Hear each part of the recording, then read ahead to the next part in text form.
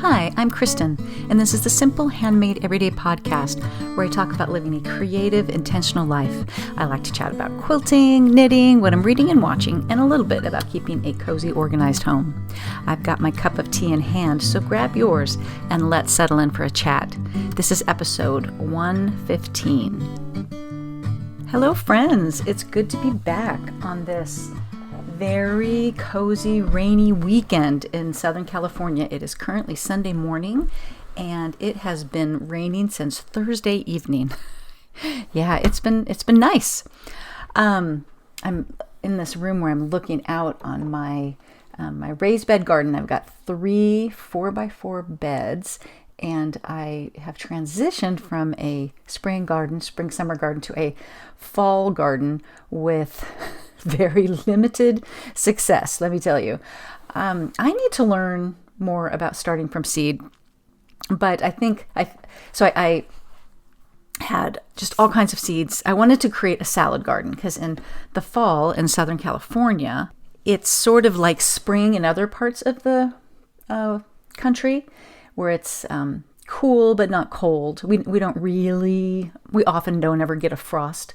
So I ripped up all my tomatoes and peppers and things like that, and I planted lettuces, 2 kinds of lettuce, like a romaine and a Bibb, and then 2 kinds of, I would say mesclun, like the mix, and arugula and spinach. I started them all from seed. These are things that you're supposed to be able to start from seed. And like I'm looking at my little arugula patch right now.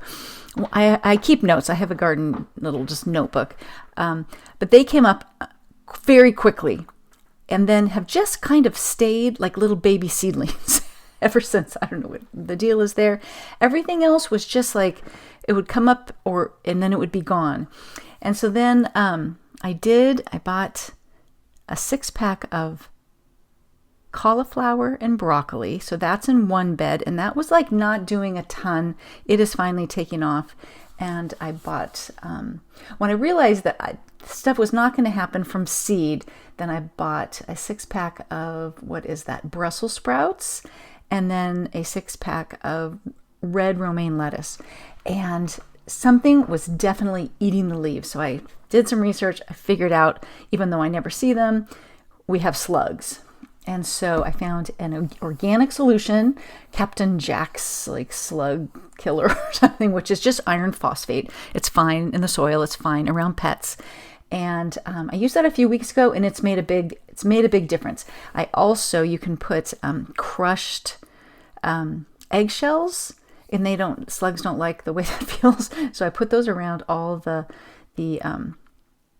romaine plants, and so that looks like it's bright white from where I'm looking at it right now. But I think those are going to recoup. They're kind of cut and come again lettuce. You just harvest the outside leaves, and they just keep growing from the center. So I'm hoping I can save those. So I am hopeful now that what was happening was as soon as any of my seeds sprouted, the slugs were getting them, and it just looked to me like they were never sprouting. So we'll see. But in the spring, like maybe starting in February, I think I'm going to try starting some seeds inside. When my husband and I first moved into this house, like almost 30 years ago, the first year we moved in the summer, and so then the following year we used the kids' bathroom, as a little grow room. So I put like a piece of plywood over the tub and then hung a fluorescent light over it, and started all kinds. It was our most successful garden. Started tomatoes, started pepper seeds, all kinds of things. And since this year, my youngest is going to be headed to New York for grad school. No one's here, and no one is really. So now I'm going to have 2 kids, one in Chicago, one in New York. I still have one in San Diego, but I can take over that shower, because if someone comes to visit, they can just use our shower. So I'm kind of excited, because I think to be a good gardener, you really need to learn how to start from seeds. It's so much less expensive, and then the next step after that is saving seeds, because just buying 6-packs at the garden center can add up, and it makes it so that the gardening is a hobby, but it's not necessarily, cash positive. So anyways, so my plants are enjoying the rain. I'm super glad I figured out the slug issue before this big rain came in. So we're a little bit trapped at home this weekend. And we've got these, I've talked before, we've got these 2 little doggies, Ollie and Bailey. And I don't think I mentioned in my last podcast that, so we'd had them for about 3 or 4 years. And back in May, we had a bit of a tragedy and we lost Bailey, which is still very hard to talk about. And so then Ollie seemed very lost. We got Bailey first, and it just seemed so quiet and boring here. We got Ollie, and he really livened things up, and they were best friends and, played and stuff. And so then Ollie just seemed super lost. I may have been projecting because we felt pretty lost. But then just within a couple months, we decided he needed a friend. So we started looking, and we got a little puppy. I've never had a puppy before. And she's her name is Gracie, and she's honestly so much like Bailey. It's, we're always saying, oh my God, that's just, Bailey would do that, Bailey would do that. So she was about 10 or 12 weeks old when we got her in June. We got her the first day of summer.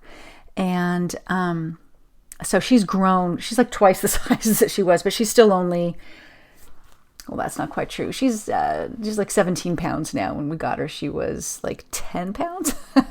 So she's growing. So anyways, she's a puppy with puppy behavior. And so we can't really leave her in the house. So if we both need to go someplace now, we can just leave the dogs in the backyard normally. And because it's not even the potty training stuff that I don't trust her with. It's just that she's got that puppy chewy thing, and you just never once to find her just chewing on something. And so we're puppy trapped this weekend, which is totally fine. But Gracie has brought us great joy. And it's funny because Ollie, so Gracie's like, what did we decide? She's, she's maybe 7 or 8 months at this point, and Ollie is, I guess we think he was a 2020 baby. He's coming up being 5, and we considered our crazy toddler dog.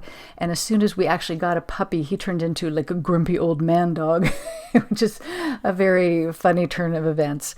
But so we're very happy to have our 2 doggies back. So. So that's kind of all that's going on here. So let's just get right into the podcast. Oh, I always forget to say, I'm drinking just a straight up English breakfast tea today with a splash of milk. I hope that you are in a position where you can pour something fun to drink, and we can just sit down and have our little chat over tea. So let's talk a little bit about quilting. I'm not making a ton of progress here, but I'm just like 6 inches from the end of finishing binding one quilt. I'm not exactly sure. I have to turn a corner. I don't really like to turn corners. I think that's my problem. I will probably finish that today. And then I've got another quilt that I had quilted I sent it almost a year ago to Deanna in December. I sent her 3 quilts, and one was for my son's girlfriend that I gave her for Christmas, and then the other 2, which Deanna turned right around for me, and I got done in time. And then the other 2 she sent me back in January, and there they've sat. I've never understood people who had all these quilts they needed to finish. Well, now I get it. I apologize for my ignorance. Sometimes it's just hard to finish it up.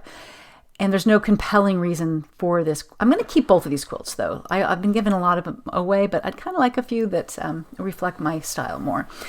So I'm going to finish binding that modern log cabin, what's called Cabin Valley, and then I'm going to cut and sew just machine sew the binding onto the front of the other. It's a Lori Holt Great Granny Square.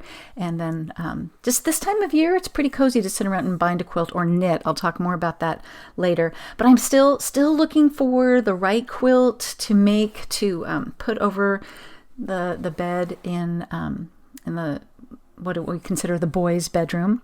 Haven't quite figured that one out. Every once in a while I'll get on a little tear and start looking. There's so many quilts that just don't quite look right in that horizontal way. So I don't know. The right one will appear. It's not a big deal. And I did finish the other one that's in the room I'm in now, the ridges. And right about this time last year, I had this thing about that I wanted it up before people came home for Christmas. So that's been up for almost a year now. Yeah, I really slowed down on finishing these rooms. But it's so close. They don't need to be perfection. So the room I'm in now has a very large wall that's just blank right now. And what I was thinking about doing last year, and then just lost interest in this project of these rooms, is to find I came across this idea of a pushpin map. And yesterday I went through and I kind of bookmarked a few. I was going to go through with my husband. And what that is you can get them different sizes, but they can be canvas. I found one that was kind of cool. That was kind of cork. It's a big old map of the world, and you get everybody a different color little thumbtack, little push pin, and then you just put it all the places that you visited. And now that I've been doing some more traveling because of work, I've been to Stockholm and Barcelona the last few years. As a family, we went to Italy. My youngest son, when he graduated from college, had this real kind of bucket list European trip earlier this summer where he went to Italy and Croatia and Austria, just really cool things. And then and my daughter, when she did a semester abroad in college, and she was in Norway and Sweden, and then just made a whole whirlwind trip through Europe on her way before she came home. I think it would be just kind of fun to be able to just keep adding to these little push pins to the map. Oh, and even Jonah, he went to Australia, which none of us have been to. So I'm thinking about that, and that would take up one whole wall. And then, I don't know, I could call this, there's more walls that we could put things on, but those opportunities will appear. But it's be a little bit nice to warm these rooms up a little bit. So looking at that, still looking for the right quilt pattern. But one thing I did do that will maybe, help me to get over my reluctance to sit down at the sewing machine is I had coffee with Minky. We schedule coffee once a month. And actually it was last month when we met that I bought from her one of her pouch panels. And so I don't know, this is Minky Kim Zariano, that she has these great, she's so smart. So she has done with each fabric line, she does like a cheater panel, which is really smart.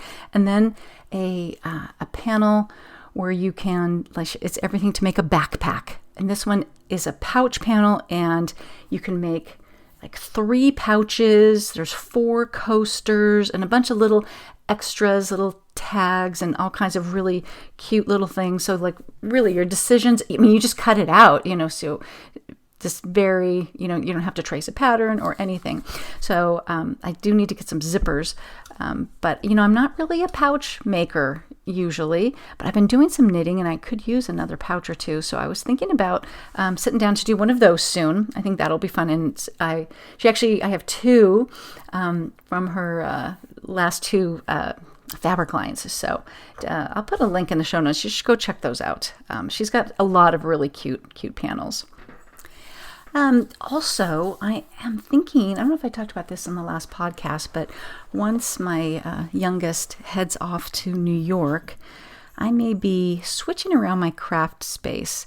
In our house, we have a loft that we built actually over our dining room. And we did that because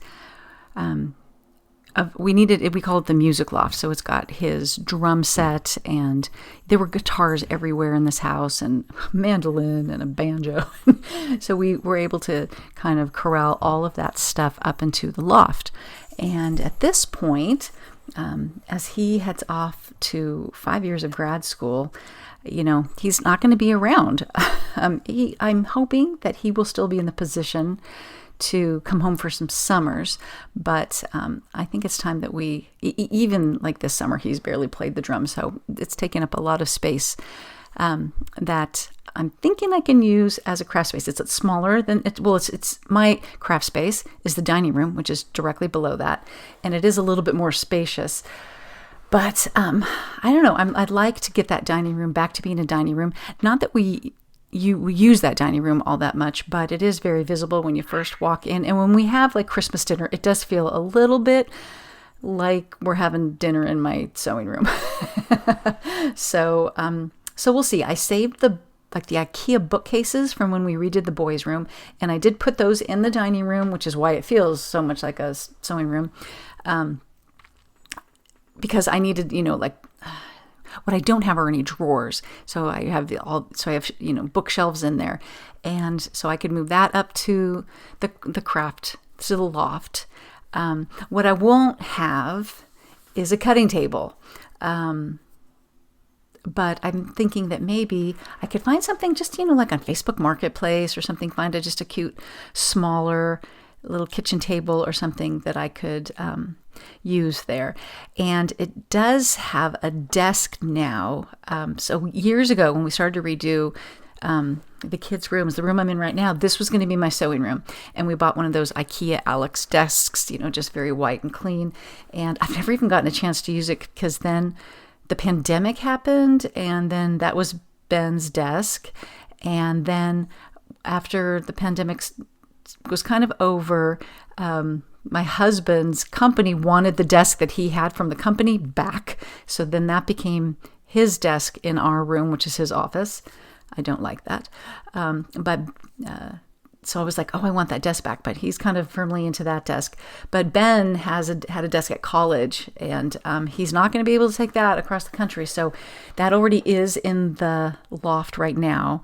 And so I think I'll be able to, so that desk will be where I can sew, and I've got the bookshelves to hold all my stuff. My stash is in a bookshelf in a couple places downstairs, so that I may still need some stuff downstairs. But so that's kind of exciting. No big rush on that. That might be something that happens in 2026. At some point. I've got some plans for 2026 in the house, so we'll get to that a little bit later. But I was just even thinking for a while, like, should I take that as a craft space, because I just have not really been sewing or anything. But I've got stuff that needs a home, so we'll see. I have been very interested in knitting lately, and I guess that kind of happens in the fall and winter months. So I have been just, again, no big new cast-ons, but I'm plugging away on my elementary wrap that I've been working on for years, but I'm working on it almost daily. So I'm getting down there on my very last ball of yarn, and it goes faster the smaller the ball of the yarn gets. And I want to get that blocked because I want to bring that when I go to QuiltCon in February. I want to be able to bring that on the plane. That's my goal. So we'll see. I also bought some sock yarn when I was in Barcelona back in April.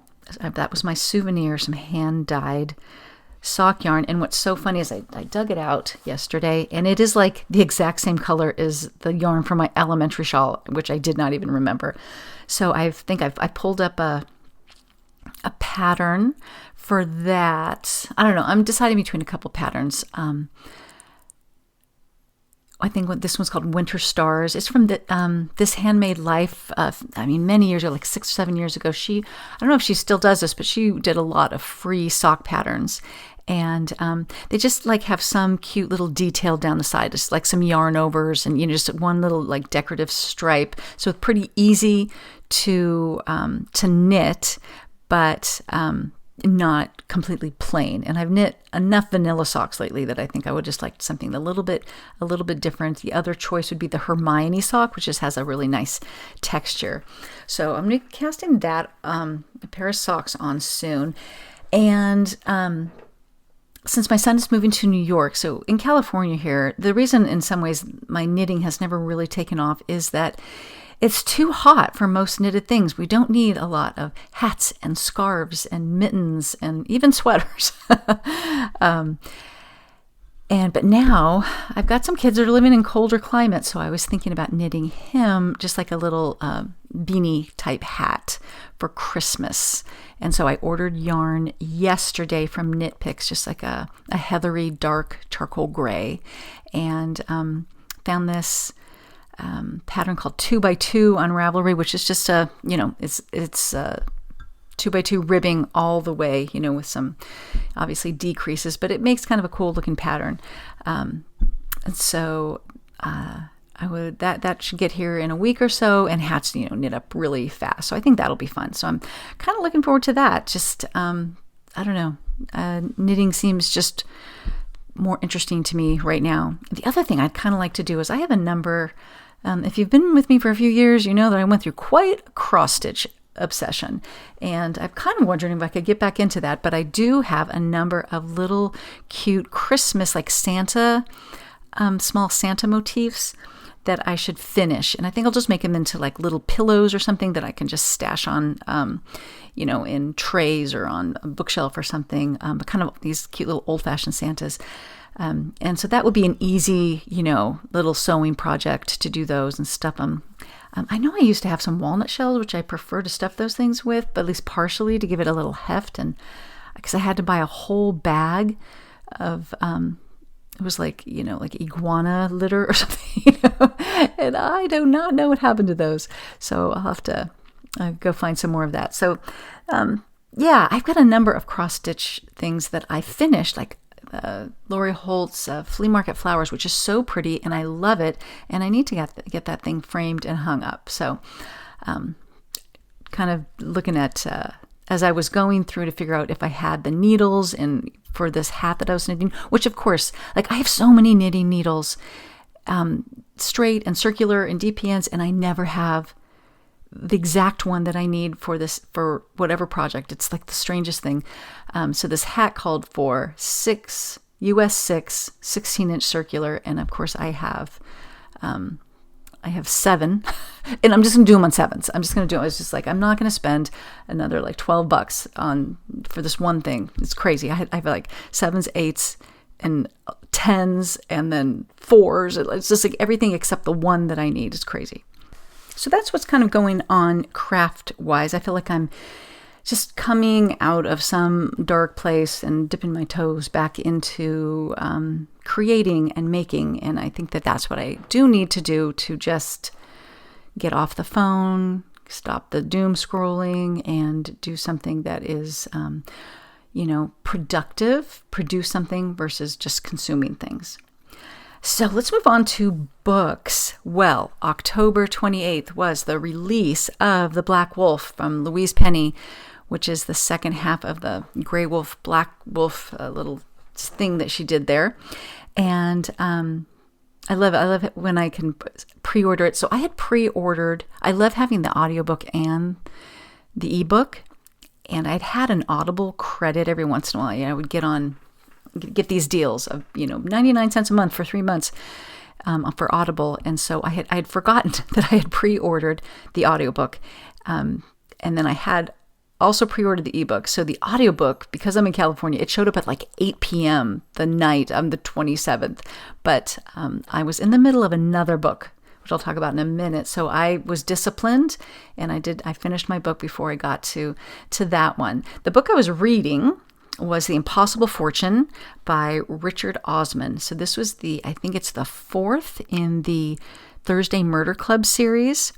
And that was a book that I had from the library, from Libby. And so I felt like, and there were a bunch of people waiting for it. So I'm like, okay, it is my job. I will finish this book before I read the Louise Penny one. And it was really good. So I think I've talked about the Thursday Murder Club before. But this is the 4th one, and I feel like he is just getting better. That's how the Louise Penny books were too, to be honest with you. I don't think she really felt like she hit her stride until book 3 or 4. So, I don't know. It doesn't. I'm not sure it really makes sense to like tell you the plot, but it was kind of a current thing where it has to do with cryptocurrency, and somebody who had been paid in crypto like 10 plus years before, and just took a chance because, they could afford to let someone pay them with crypto. And then, so, let's not get into trying to explain cryptocurrency because I could not do it. But basically, there's like a key, a string of letters or numbers or something that will let you into your account so that you can access this money. And so over these last 10 plus years, it went from being worth this is British, so it'd be like 20,000 pounds to being worth hundreds of millions of pounds. And they had resisted the urge to cash it in many times just because let's just see what this would do.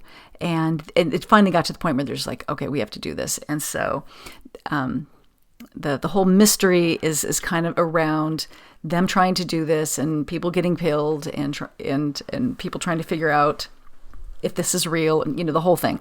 And so it was very cute. It's just a very cute little book. Also, I don't know if I talked about it before, but they did the Thursday Murder Club movie that came out in September, which of course was not as good as the book. And it was a little different from the book. But there was a funny little thing. So there's a character named Ron, who was like this rough and tumble, blue collar, union organizer guy. And he is played, in my opinion, strangely by Pierce Brosnan in the show. James Bond, just very, very kind of crazy but he, he's an actor, so he did a great job. But there's a little line in this book where someone asks the character of Ron, who is your favorite James Bond? And he said, obviously, Pierce Brosnan, which I thought was a cute little thing that he threw in there for those of us who had watched the movie. So that's called The Impossible Fortune. So I finished that, went to The Black Wolf. The Black Wolf is a crazy, crazy ride I've had this conversation, and I don't want to say, again, too much, but I've talked to multiple people who've read the book, and looked at the Goodreads when I was done, because I have one particular issue with this book, and I wanted to see if anybody on Goodreads mentioned it, which I could not find mention of. But someone did say that she has slipped more into thriller than mystery. And I think that's true. I'm sure as an author, this was, I think, book 20 for her. So if you just keep writing the same kind of book over and over, people will complain. If you try to do something a little bit different, people are going to complain. But one thing I loved about her books in the past is there's always a mystery du jour. There's a mystery that is, beginning to end in every book. But there's also an overarching thing that's happening over, I couldn't even tell you, 5 or 6 books. And that's more thrillery and more high stakes. Generally having to do with, corruption at the Sûreté kind of a deal. And the Gray Wolf, Black Wolf is kind of it's all what used to be those overarching things. It's more about that. So it's more, that is the mystery, is this big, huge conspiracy, and you don't know who to trust and things like that. So I totally enjoyed the ride. And I don't want to talk too much about, I have a bit of a nitpick with it, and everybody I've talked to completely agrees, and I also identified it, which I'm really surprised that nobody on Goodreads said anything about it. Maybe when there's more time has passed, but it's a pretty new book, and I don't want to say anything. I don't want to set it up so that people are waiting for something to happen, So anyways, totally worth reading. Still love Louise Penny. I hope she kind of gets back to her roots on the next one. The other book that I had pre-ordered, and this has happened twice now, it also had an October 28th release date, so 2 books popped into my Kindle the same night, and I couldn't read either of them. It was called The Tattered Cover, and that is book, I don't even know what number, maybe 8 or something, of the Secret Book and Scone Society by Ellery Adams. And I've talked about Ellery Adams before. Love this series, Secret Book and Scone Society. Cannot really get into any other series that she's written, and I have tried. Sometimes I wonder if I should just go back and try she has like a book retreat series, but it got a little like supernatural a little bit, and I was just like, I don't know about this. So the Tattered cover is her most recent book. And so in this series, you have this place called Miracle Springs in North Carolina. It's right by the near the Appalachian, part of the Appalachian Trail, and it's where people go. There's like mineral springs, and people it's kind of a spiritual place. People go there for healing, and I think it's also just adorable. So she has a bookstore, and then she's got these 3 other friends. One has the bakery, and one owns a hair salon, and then one works in like for like a big spa resort. And there's always some sort of mystery that they have to get together and solve. And there's lots that has happened through the various books here. But this one has to do with her starting to bring authors in to do events at the bookstore. And one of them is a bit of a psychic, and they're going to do like a reading, a psychic reading. And the psychic is killed. And so she's obviously going to get to the bottom of this, and she finds this book under the woman's chair. That's the Tattered cover, that are like all her notes of all her readings over many years, but it's kind of in her own little code. And so she's trying to break that code and figure out what happened to this woman. And it's just we're just pushing the storyline forward on each of these characters that we have come to know and love. And man, nothing makes me want to open a bookstore more than reading these books. It's so fun. We're in the town where I live. They're building up it was called High Street, kind of little old fashioned downtown. Used to be a stagecoach stop back 100 plus years ago, and they just build up all these apartments, and there's going to be all the stores, and I'm just like, oh, should I open a bookstore / coffee shop? Should I open a knitting shop? What should I open that would fit into downtown Moore Park? I will do none of these things, but I think it would be very fun. So anyways, totally enjoyed that. If you've never tried that series, I know I've talked about it before. It's just very fun. Definitely on the cozy mystery, light reading type of things. Somewhere, maybe because of the Tattered cover, and there's a woman in that book that knits, I just started thinking about that Debbie Macomber book called Shop on Blossom, which when I first discovered sort of knitting literature a long time ago now, that was one of the first things I read, and it was the first one in her Blossom Street series, and she did another one about, I don't know, someone who had a flower shop, maybe a cafe, I wouldn't be surprised, all those kind of fun things like that. But this one is about a woman who owns a little knitting shop called A Good Yarn. And she's like a woman in her late 20s, and she's had a couple bouts with cancer. And so opening the shop is just this bit of her affirmation of life. And so, of course, reading about knitting makes me want to knit, so that's probably why I've been knitting. So that was kind of fun. It's a very fast reread for me, and it was fun. Let's move on to TV shows and movies. My husband and son and I all went to the theater, which we don't do that often anymore. Although, did I mention that my daughter Chloe and I went and saw the Downton Abbey movie when she was here in October? And that, I don't know if I talked about it the last podcast, but that was really fun. It was not at all about what I thought it was going to be about. And I don't want to give a spoiler there, but those movies are never like great, but they are just such a fun way to check in with all these characters that we know and love.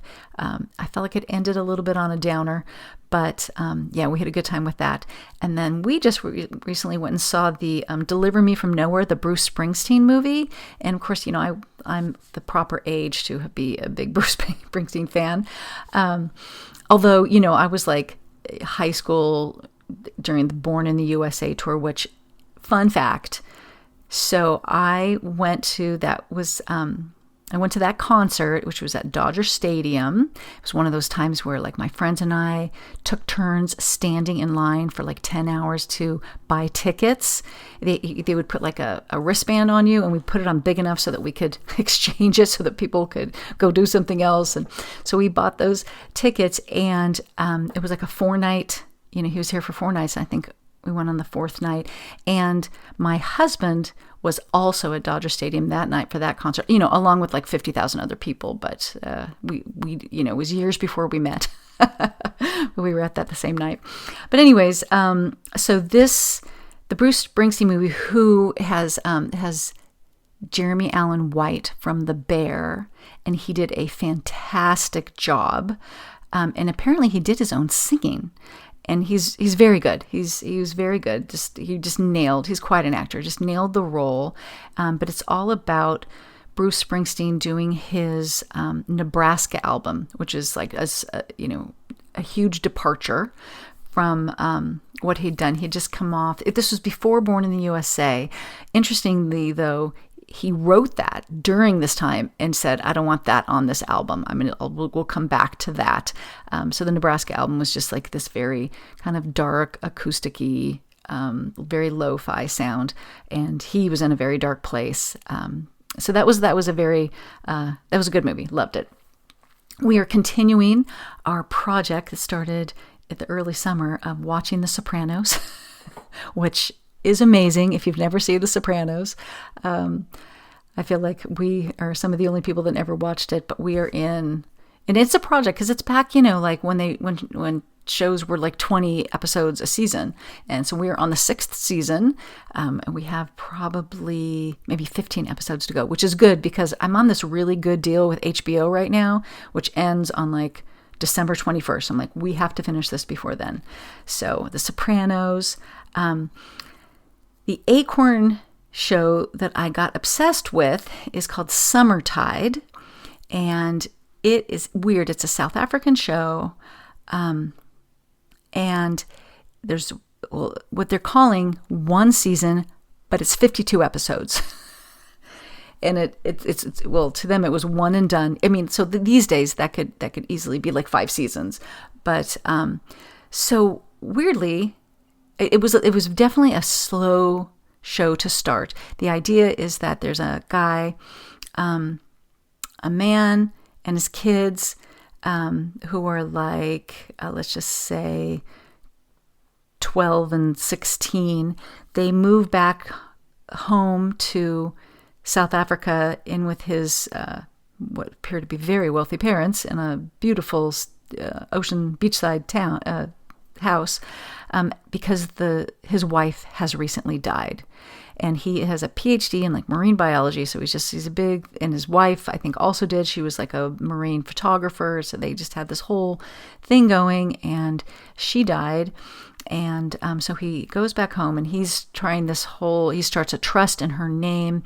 It's a whole conservation thing for this, where they live, which is this place called False Bay. And so obviously there's just a gazillion, opportunities here for drama. His teenage girlfriend still lives there, but she's dating his brother now.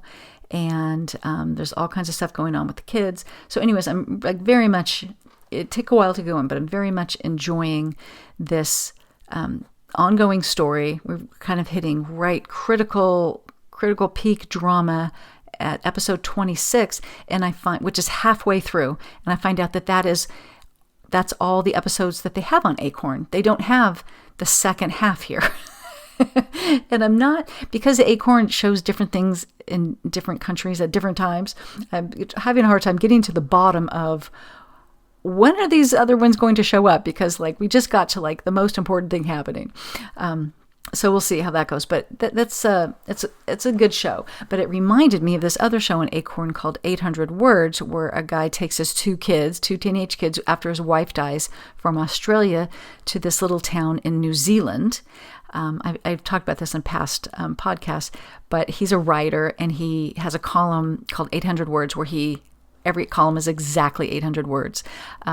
But So I did a little bit of a rewatch of that show as well, and that's also really fun. So he has this idea of this house that when he was a kid, his parents, they would vacation in New Zealand, and he would surf, and there was this great house. And so he thinks that he has bought this house when he moves his kids to this town, but it turns out he bought the wrong house, and it is not a nice house. It's a terrible house. So there's a lot of like trying to make that work, and it is a very tiny town of a lot of wacky characters. So that's been fun too. And then just yesterday, as I was knitting, I don't know what made me think about it, but I was thinking about the show Poldark, which is on PBS. And that is the story. I should probably read the books. There's apparently some books came out in the 70s that this is based on. But Ross Poldark was in the Revolutionary War. He's from England, from Cornwall, because every show and book I read in England takes place in Cornwall. And so he goes to Virginia and he fights in the Revolutionary War, and they lose, and everybody thinks he's dead. And then he comes back to England, and he finds out that his father's died and has left him like just basically in terrible financial straits, and the girl that he had sort of an understanding with and has been dreaming about and cannot wait to get back to, he comes and finds out that she's engaged to his cousin. And so anyways, that's it's a fun, well, it's a little bit depressing too, but it's a fun show. It's really well done. So I think I'm going to do, I just watched one episode, but I'm like, I'm going to rewatch this. It's fun. And besides that, just like all of you, I'm, starting to think about the holidays, do some prep for the holidays. It's interesting as the kids are older. Everyone still is coming here for Christmas. I know that will not always be the case. We've already kind of lost everybody coming home for Thanksgiving. As a matter of fact, I think this will be the last Thanksgiving Ben will be here for a while, because it's just so hard if you're planning on coming home for Christmas 3 weeks before to spend the money on a plane flight for Thanksgiving. So that holiday is going to start looking different for us. But I'm thinking about Christmas, and just, it's been an ongoing project the last few years of how to simplify it, but not lose any of the magic of it. And so I have simplified my decorating for it over the last few years, and kind of decorated over time. Usually, Thanksgiving's so late this year that I probably will put the tree up the weekend after Thanksgiving, but just the tree and lights, and then just let that be the only thing for a while. I've kind of learned that what means Christmas to me in terms of, the Christmassy feel of the house is greenery and lights. So I'll put those kinds of things up first, and then maybe the next week, add some of the other decorations. But yeah, I've definitely scaled back, and I'm just kind of trying to find what feels like me and is not overwhelming to do. One thing I would like to do before we get to Thanksgiving for the holidays is give the kitchen a good deep clean, and it's not so much about the cleaning as the organization. Actually, just yesterday, as I was looking through all the canned goods, as I was making my shopping list, our top shelf, which is like a drawer in our pantry, just fell like into my hands. Ripped right out of the sides. And I've thought for years, like, I shouldn't have so many canned goods on this shelf. It's probably too heavy. Well, I think after 22 years, it agreed.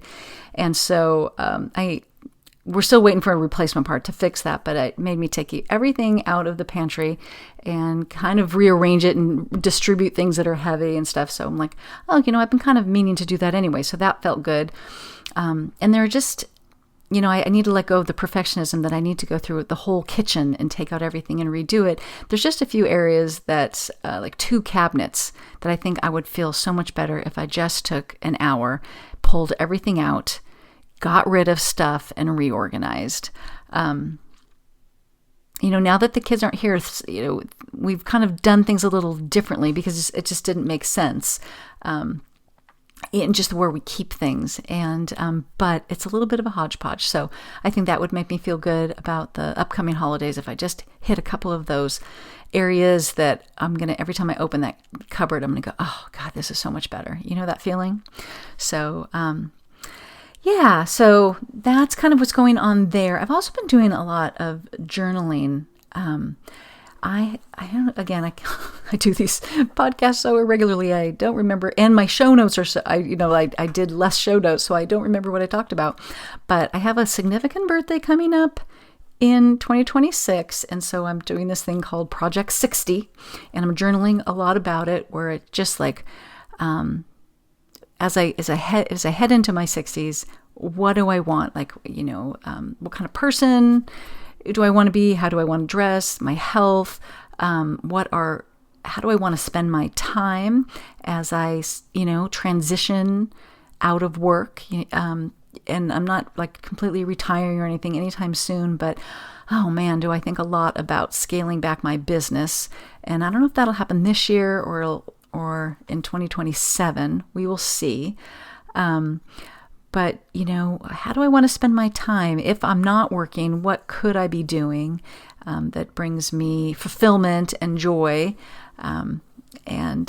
So I've just been doing a lot of journaling about that, and that has been good. I'm kind of just uncovering some things that I'm like, oh, I hadn't really thought about that. I could think about this.